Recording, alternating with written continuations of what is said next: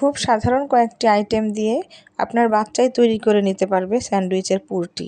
সেজন্য লাগছে পেঁয়াজ, কাঁচামরিচ ও ধনেপাতা কুচি এবং মুরগির মাংসটাকে আদা রসুন দিয়ে সেদ্ধ করে ছাড়িয়ে নেওয়া হয়েছে। এবার চুলায় ফ্রাই প্যানে তেল গরম হয়ে এলে পেঁয়াজ, কাঁচামরিচ কুচি দিয়ে একটু ভেজে রসুন বাটা দিয়ে আরেকটু নেড়ে ছাড়িয়ে নেওয়া মাংসটাকে ভেজে নিব। এর মধ্যে আমরা একটু ব্যবহার করব টমেটো সস।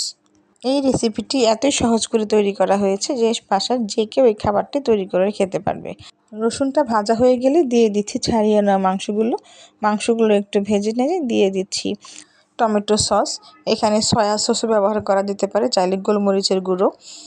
তো দিয়ে দিলাম একটুখানি ডিমটা ভাজা ভাজা হয়ে গেলে একটু ঝুড়া করে আমরা মাংসের সাথে মিশিয়ে নিয়ে ভালো করে ভেজে নেব। অনেক সময় মায়েরা ব্যস্ততার কারণে বাচ্চার পছন্দের খাবারটি তৈরি করে দিতে পারি না। এই সহজ রেসিপিটি সোনামণিরাও তৈরি করে নিতে পারবে।